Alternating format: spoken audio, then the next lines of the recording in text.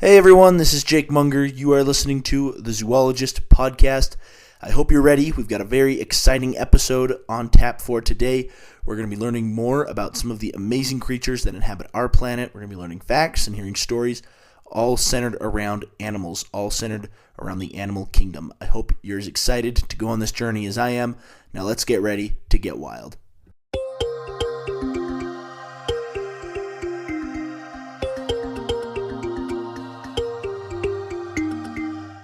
Hello everyone, thank you so much for hopping on and listening to today's episode. Wherever you are in the world, whenever you're listening to this, I am super excited about today's topic. For most people, the thought of being bitten by a venomous snake or stung by a scorpion is enough to make their skin crawl and send shivers down their spine. But this substance that these animals use, venom, is a very interesting one. It's one that's been around for hundreds of millions of years. Today, we're going to learn more about this substance, what it is, what it does to our bodies, and we're going to look at some examples of some of the most venomous creatures that inhabit our planet today. Hope you're ready to go. Now let's dive in.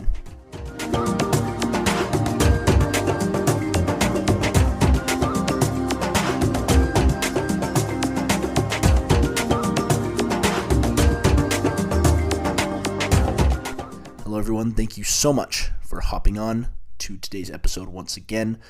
If you're a regular listener, you might have noticed a slight change in the format, a slight change in the way that this episode is being done compared to previous episodes. The thing is that previously episodes of the Zoologist Podcast were heavily scripted. And as I was kind of reviewing, was kind of thinking about my episodes and things I wanted to do to continue to help this podcast become better, because I really do want to help this podcast evolve. I really do want to help it grow, and I want to make a more enjoyable experience for you guys, for the listeners, and make this podcast more fun to listen to. And so I was kind of pondering these things.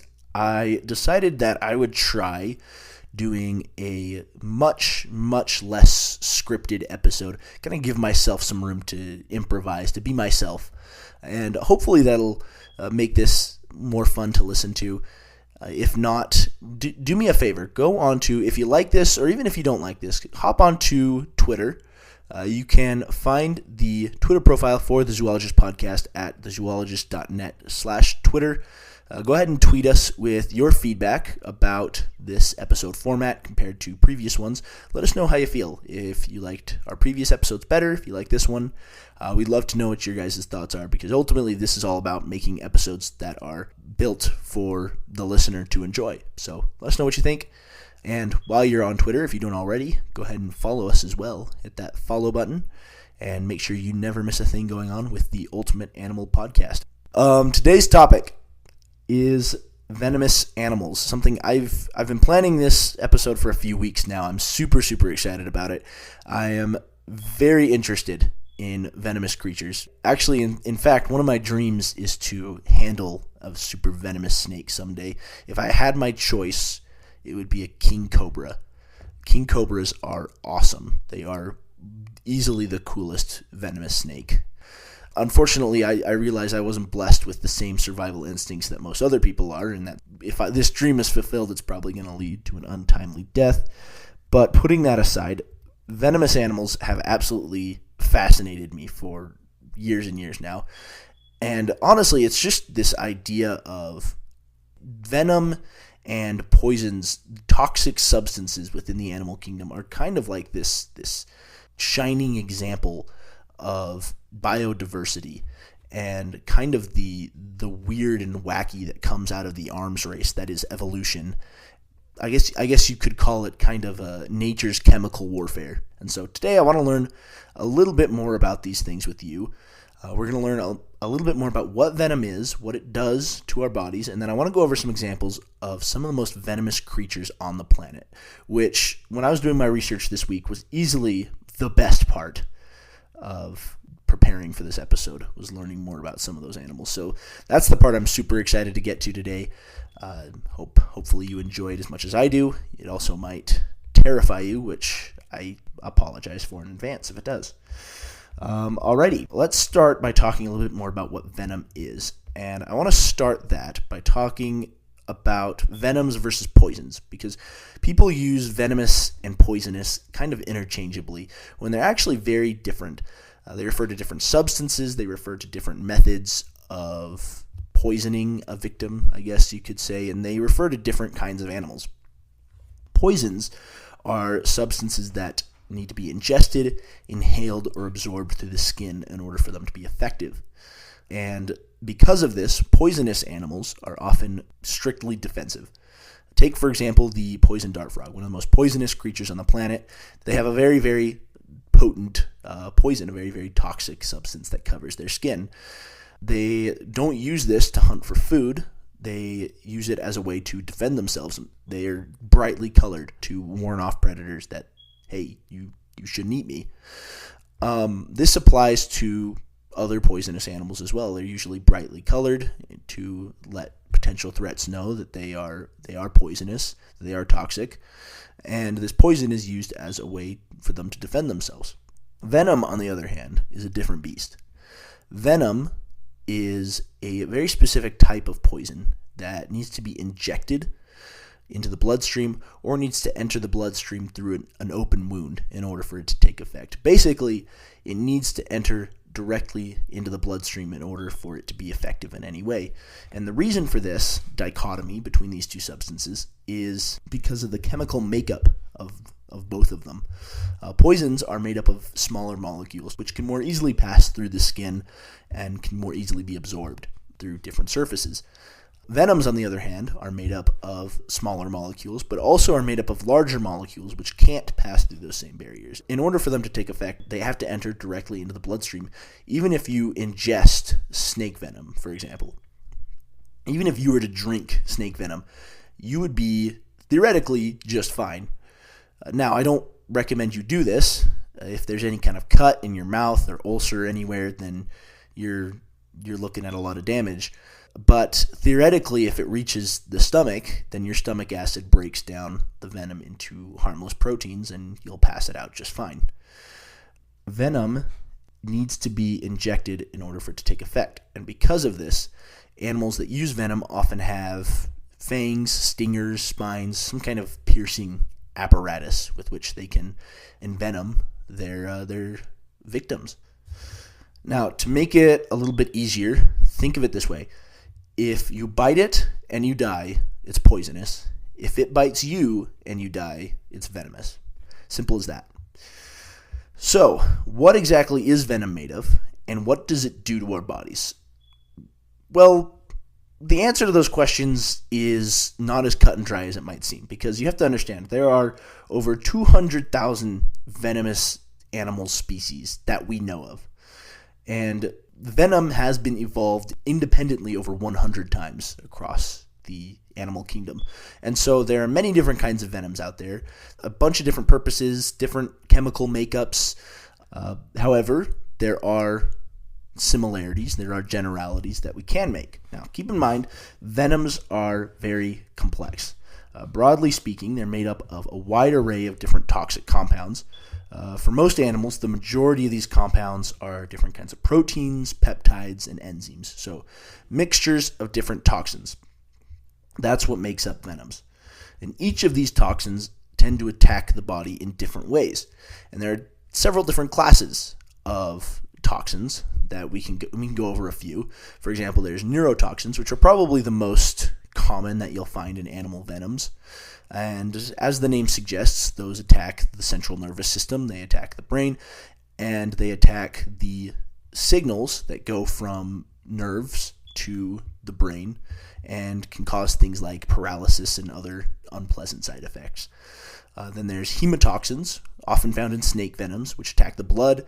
They can cause internal bleeding, hemorrhaging, and also blood clots. There is myotoxins, which attack skeletal muscles. There's cytotoxins, which attack living cells. They destroy cells, and they can cause necrosis and other wounds. The list goes on and on and on. Just a couple things to keep in mind with these is that a single animal's venom, these different toxins are not mutually exclusive. One animal's venom can have several different types of toxins in it. An animal's venom can be neurotoxic and hemotoxic at the same time, for example.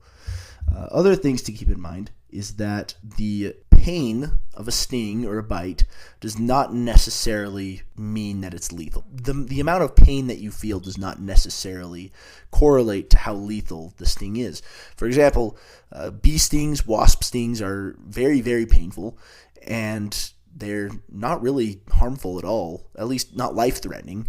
Unless you're allergic, you're probably not going to die from a bee sting or a wasp sting. So something to keep in mind when it comes to venom, the amount of pain that you feel.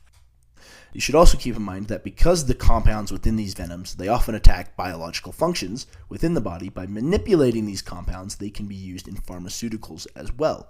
Many venoms have been repurposed for use in medicine. There are many drugs out there that have been made from animal venoms. Alrighty, so we've talked a little bit about venom, what it is, what it's made of, some of the effects that it has. We're going to take a quick break, and when we come back, we're going to talk more about some examples of venomous creatures that are living on our planet today. Don't go anywhere. Are you a brand new podcaster, hoping to share what you're passionate about to whoever's willing to listen, but you aren't sure where to start? Navigating the logistics of your podcast can be confusing, from tracking growth to getting your podcast on the biggest platforms like Apple and Spotify. That's why I use Captivate. Captivate is a podcast publishing site that's user-friendly and offers everything you need to fulfill your podcast's full potential. They'll help you publish your podcast to all of the most popular platforms, as well as help you track your growth through daily, weekly, 28, and 90-day download numbers, as well as the averages, so you can see where your podcast might be flourishing or floundering. What's more, they'll help you with promotion and advertising. They offer free courses on how to start and run the perfect podcast, and they even throw in a free website with your subscription, completely customizable to fit your podcast's personality. You can sign up now starting at $19 a month, and you'll even get a free 7-day trial so you can decide whether or not it's right for you. Sign up today at thezoologist.net/captivate, and what's more, you'll be supporting my show. Captivate truly is a podcaster's best friend.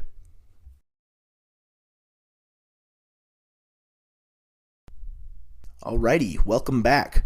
We've talked a little bit about venom, what it is, how it's different from poison, and we've talked a little bit about what it's made of, broadly speaking. Keep in mind that everything we've talked about so far is very, very general. But now we get into the fun stuff. We're going to talk a little bit about some examples of venomous animals, and I want to start with the most painful insect sting in the world, the bullet ant. They are native to Central South America. They can be found in rainforests throughout that region. And the bullet ant is probably most famous for having the most painful sting of any insect, according to the Schmidt Pain Index. Bullet ants have evolved this toxic sting because they live in these massive colonies. 3,000 individuals, I think, is about the average, which is quite large for an ant colony. And because of this, they're more susceptible to have predators come knocking at their door that are going to want a tasty protein-packed meal of ant larvae and ant workers. Oh, and in addition to this, these animals go and they forage in trees where they can run into predators such as lizards, monkeys, birds, and other insects. Instead of evolving wings or other ways of getting away, the bullet ant instead evolved a very, very painful sting. Now, to be clear, the bullet ant is not an aggressive ant. The sting isn't really even its first line of defense. It'll make a squeaking noise to scare away predators and let them know to back off. It'll release a scent.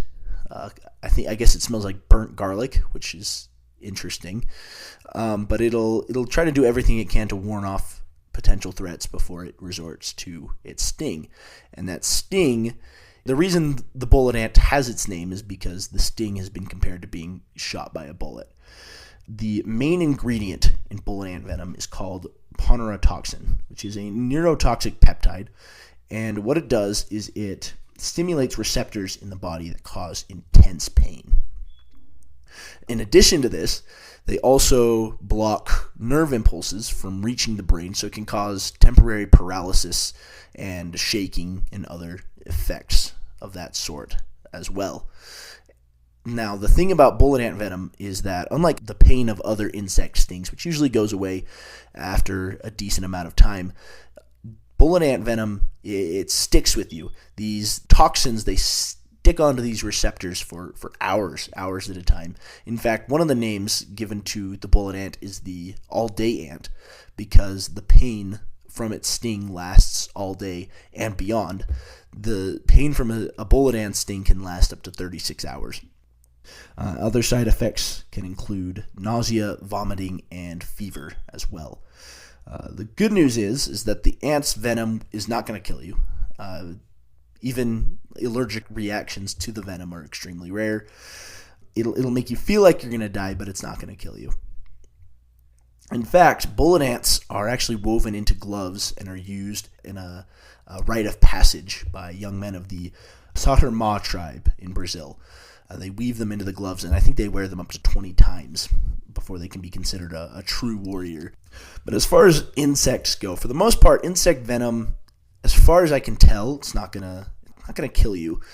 Insect venom is not typically lethal. Depends on how many bites or how many stings you get from a bee colony or an ant colony, but usually a single sting or a bite isn't going to be enough to kill you. That's not typically the case with other arthropods, arachnids. Almost all arachnids, spiders and scorpions, almost all spiders and scorpions are venomous. And for the most part, these creatures, they usually aren't lethal. Even giant, terrifying-looking tarantulas don't have venom that's going to kill you. It'll hurt for sure, but it's not going to kill you. But there are species of spiders and there are species of scorpion whose stings and bites can be potentially fatal to human beings. Black widows, death stalker scorpions, I'm not making that one up. One of these is called the funnel web spider. And the funnel web spider is terrifying in every way imaginable. Just imagine a spider that's big. It looks kind of like a tarantula. It's not a tarantula, but it looks kind of like a tarantula. It's big. It's hairy. It has a powerful venom that can kill you in just over an hour without treatment. They have massive fangs that just by themselves could probably do a ton of damage. Extremely powerful spider, and also they're super, super aggressive. Put that all together and you've got the funnel web spider. These spiders are native to Australia, naturally, and there are several different species. In fact, there are 40 different species of funnel webs. Several of these have venoms that are dangerous to humans. Almost all human deaths by funnel web spider bites have been attributed to one species, the Sydney funnel web. And the reason for this is twofold. There are two reasons for this. First of all, they live in and around Sydney, so they're coming into closer contact with human beings. But in addition to this, male Sydney funnel webs have more toxic venom than females. Their venom has a specific component that has been found to have adverse effects, specifically in humans and primates. So it makes their venom 5 times more toxic than the females. What makes this so terrifying is that while the females tend to stay in their burrows, the males, especially during the warmer months, will come out of their burrows in search of females to mate with. And so they'll often be wandering around. And sometimes they wander into homes, they wander into garages, and they get stuck in there, and they become a threat to human beings. Fortunately, the good news with the Sydney funnel web and with funnel webs in general is that ever since antivenom was developed back in 1981, there have been no recorded deaths from the spider. So fortunately, if you get bit by a Sydney funnel web, you're probably not going to die as long as you receive treatment quickly. If you do get bit, the best thing to do is to put compression on and around the bite and make sure to put in a splint or some other way of immobilizing your arm. This limits the speed that the venom can travel through the body. All right, we've talked a little bit about arthropod bites and stings so far, and many insects and many arachnids are venomous, but probably the kings of venomous creatures, the kings and queens of venomous animals are snakes. And these snakes are responsible for quite a bit of damage to human beings. According to the World Health Organization, for example, 2.4 million people are bit by venomous snakes every year, causing between 94,000 and 125,000 deaths. So quite serious.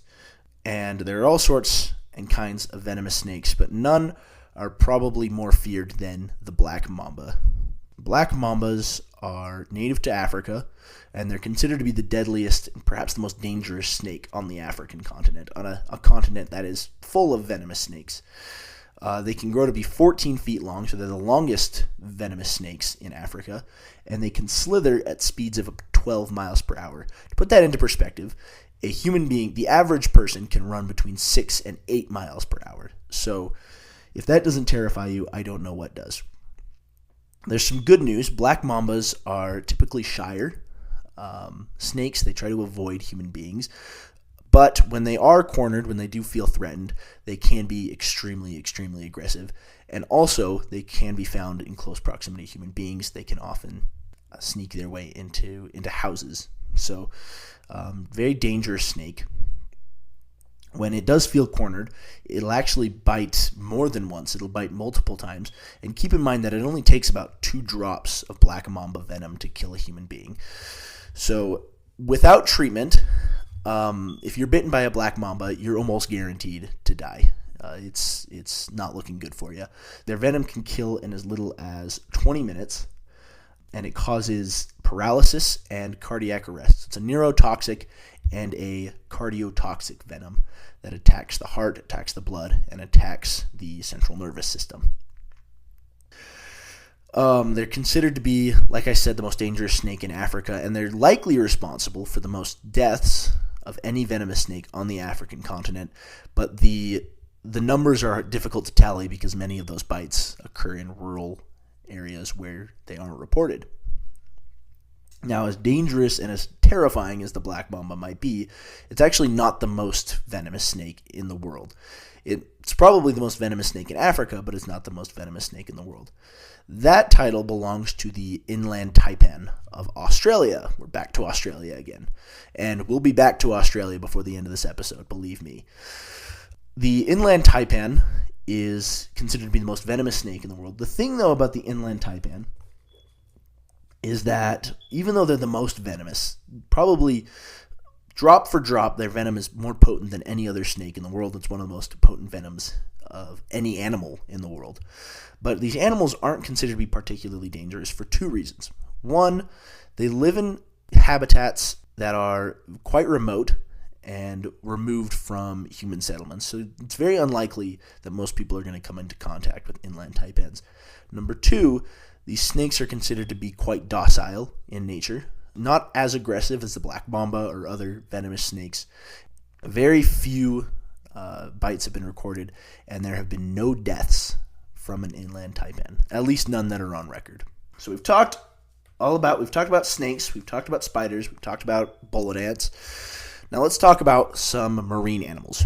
The marine animals can also be venomous. Think of the cone snail, the blue-ringed octopus. In fact, fun fact, I learned this while I was doing my research. They recently found out that every single cephalopod, so all species of squid, all species of octopus, they are all venomous. Now, for the most part, with exceptions, the blue-ringed octopus is one of them, this venom is not dangerous to human beings. But it actually, it's found that their beaks, a bite from their beaks is venomous. And they found that this is the case across all cephalopod species. So marine animals can be venomous as well. Stonefish, lionfish, the list goes on and on. But probably the most dangerous venomous creatures in the sea are jellyfish and their relatives. Jellyfish and their relatives, sea anemones, they're grouped under the phylum Cnidaria. They're called cnidarians, and they have a different way of envenomating their victims than other venomous creatures do. These animals have, usually on their tentacles, what are called nematocysts. Nematocysts. I hope I'm pronouncing that right. Essentially what they are is they're specialized stinging cells. They're activated. They can be by touch or by chemicals, and when they're activated, they release these tiny microscopic harpoons that shoot out and pump venom into their victims. And so often the severity of a jellyfish sting depends on how much skin contact someone made with the jellyfish's tentacles. Now, the most dangerous cnidarian in the sea and considered by many to be the most venomous creature on the planet is none other than the box jellyfish. Box jellyfish, I say this, I've said this about every animal so far. They're all terrifying. Let's just get that on record. They're all super, super scary. But the box jellyfish, even though it's the most innocuous looking, is probably the scariest of them all. And here's why. Box jellyfish, first of all, they're not true jellyfish, which is weird. But box jellyfish are very difficult to see in the water when you're swimming because of their transparent bell. They easily blend in with the water, the surrounding water, and with whatever might be below them. So they're very difficult to see. And that those stingers, those tentacles, are quite scary. The sting from a box jellyfish has been known to kill people in just minutes, in 5 minutes, depending on how severe the sting is.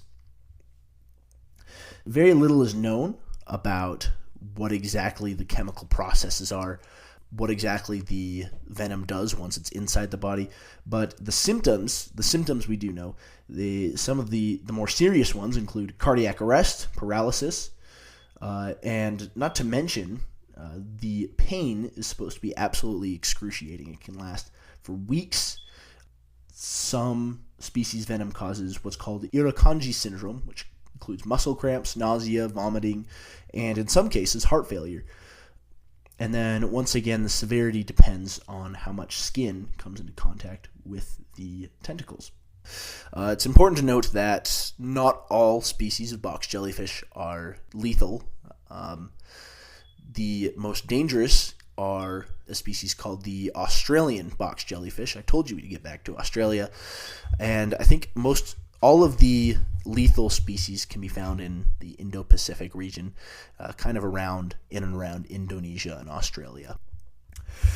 Alrighty, I think that is it. That's all I have for today.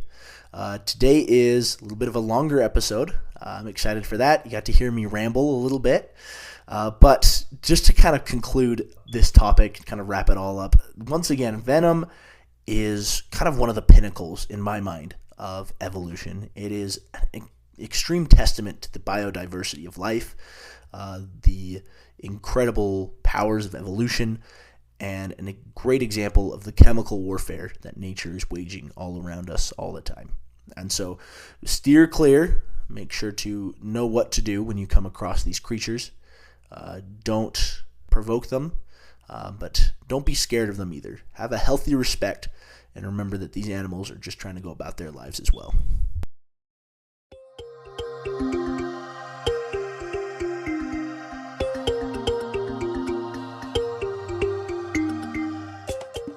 Thank you so much for listening to today's episode of the Zoologist Podcast. I hope you enjoyed the new format. Once again, I want to invite you to go onto Twitter. Once again, that's thezoologist.net/Twitter. Let me know what you think of the new format of me just kind of rambling and raving into a microphone.